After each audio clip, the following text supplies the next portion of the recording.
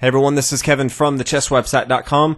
Today we're going to be going over one of my favorite parts in chess, very aggressive openings. So sit back, relax, and enjoy my list of the top 7 chess aggressive openings. Number 7 on the list, we have the Danish Gambit, one of the more common openings that you'll see. Pawn e4, pawn e5, and white just starts giving up material as fast as possible, starting with pawn to d4. After it takes, the pawn's just going to come up here to c3, allowing his opponent to continue to take that material. Again, his opponent doesn't have to, but the intent would be for this opponent to take.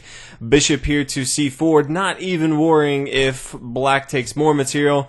If black does continue to take, bishop here to b2, all of a sudden white is down 2 pawns in material, but as you can see, he has a very aggressive setup. Both of his bishops are both eyeing down on this king side. Black has none of his pieces involved into the game. White has a fairly open lane for his queen to get involved. Both sides of the board in the middle very easily. Can get his knights very easily involved. Castle queen side or king side, depending on if he needs some safety or if he wants to be very aggressive. So Danish Gambit, definitely one of the openings that you'll get a lot of opportunities to play. So definitely makes my list of the best chess aggressive openings. Number 6 on our list is the Cochrane Gambit, definitely one of my favorites. After pawn to e4, pawn e5, knight here to f3, pretty common moves from both sides. If black tries the Petrov defense, which is not the most common, but you do see it every now and then, white's usually going to respond with knight to e5, followed by pawn to d6, kicking this knight back. The knight usually comes back here to f3, and then we see the knight take here on e4, and things continue. But this is kind of boring, and I like aggressive openings, so instead of white moving his knight back, in the Cochrane Gambit, he's actually going to play knight to f7. Now, he's going to be giving up his knight early on. Now, black pretty much needs to take this material, or else he's going to lose his queen or his rook, which seems extremely bad. So he needs to take this, but this is going to be completely fine. This is what white wants in this position. He's given up a knight and material, and in exchange, he has 2 pawns, and his opponent's king is wide open, and white can pretty much attack it the rest of the game. So there's a separate video on that, so I won't go into it, but definitely a fun, aggressive opening.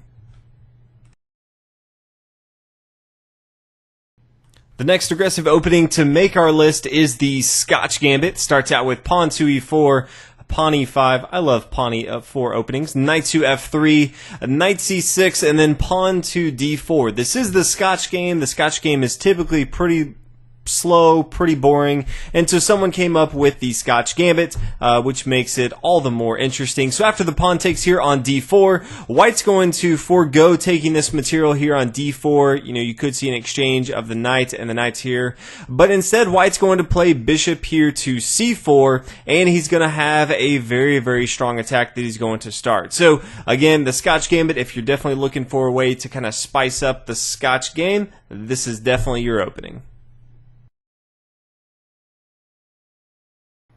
The next aggressive opening to make our list, you guessed it, it is the King's Gambit, my favorite personal opening to play.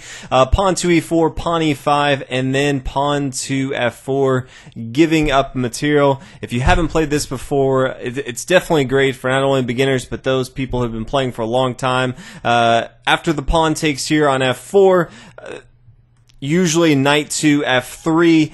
This is kind of the way I play. You can play bishop here to c4 if you want to, but so many fantastic lines that I actually want to go over one of my favorites because it's also extremely aggressive, and so I'll keep it with the King's Gambit, and that is the Muzio Gambit. And so your opponent won't always play into this, but if they play pawn to g5, the typical way for King's Gambit would be to play pawn to h4, and then when they push down, you play your knight to g5, and then you look to get your bishop involved, but this pawn right here is kind of allowing for an outpost on g5.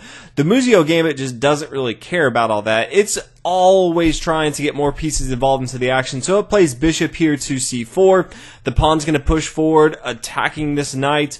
White doesn't care. White's just going to castle on the king side and pretty much give up that material. So after the pawn takes, the queen takes right here, and all of a sudden if you look at this setup, the king side's kind of weakened for black. He has no pieces really involved into the action except this lowly pawn here on f4. All of a sudden from White's perspective, he's castled, he's got his queen involved, he's got his bishop involved. Things are going to be very, very difficult for black to kind of hold on to all the aggression that White has. So not only is the king's gambit pretty fun and aggressive, but the Muzio gambit takes it to a whole nother level. The next aggressive opening we're going to be looking at is the Halloween Gambit. It is extremely risky, but it is so much fun to play. Starts out with pawn to e4. If people are curious why e4 is a pretty common occurrence, this opens up the door for the light square bishop to get the queen involved into the game. Usually e4 is a much more aggressive opening, so that's why a lot of the openings have e4 in it. But pawn to e5, and then we have kind of the four knights game, so knight to c3, after knight to c6, then we have knight to f3, and the Halloween's gambit is knight taking here on e5, which seems a little crazy, and it is, which is why it makes the video. Knight taking here on e5, the pawn's going to push forward to d4. If the knight comes back here to c6, we kind of just push forward again. We can kind of force it to come back here, so very aggressive, just continuously pushing, forcing black to really just move his knights across the board. He could try another knight move, but all in all, White's just going to be pushing forward with his pawns, trying to control the center, get his bishop involved. His queen has some support right here. Definitely a fun opening, and although White's down in material, many times if black doesn't play perfectly, White can get that back. So definitely a fun opening, but very risky as well. The next aggressive opening we're going to be looking at is our only opening from black's perspective, and it is the Latvian Gambit. I've been playing it more and more just because it's so much fun to see your opponent's face when you play it. They really think you have no clue what you're doing, and it's really fun to play. So pawn to e4, pawn e5, pretty common. Knight to f3, which you're going to see all the time, so you're going to have many, many opportunities to actually play the Latvian Gambit, and then you're going to play pawn to f5. Pretty crazy opening. There's a lot of different ways that White can respond to this, especially if they've never seen it. They may try something super crazy, so that's why there's another video specifically about that. But the Latvian Gambit is extremely aggressive, opening up the king side over here. There's a lot of different ways to bring the bishop here to c5 and actually give up material, even the rook or the queen if you want to, and just go ahead and attack this square here on f2. So a lot of different ways you can do this. But no matter how you slice it, the Latvian Gambit is definitely one of the best aggressive openings. Rounding out our list of best aggressive openings is the fried liver attack. It's just so much fun. I had to include it on the list.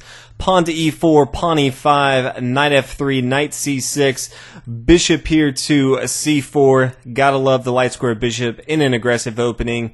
Knight to f6, all very, very common moves. White has many different ways he could play. He could play pretty passive with king castling on the king side. He could play pawn pushing forward, knight to c3. These are all fun, but these are all boring. And that's why we play the fried liver attack, and that's with knight here to g5, getting ready to play knight taking here on f7. Could also, if you really wanted to, play bishop here on f7. But all in all, White's looking to exchange material off the board, a lot of material, get that king here to f7, go ahead and get that queen involved into the game, attacking if he needs to, and just chase this king all over the board. If you haven't played it, I definitely recommend it. If you haven't watched the video, also recommend watching that. There's a lot more to this, so many different lines that both sides can go to, but all in all, it is a fantastic opening and definitely makes the top of the best chess aggressive lines that I have. So hopefully you guys enjoyed this video. If you have any more requests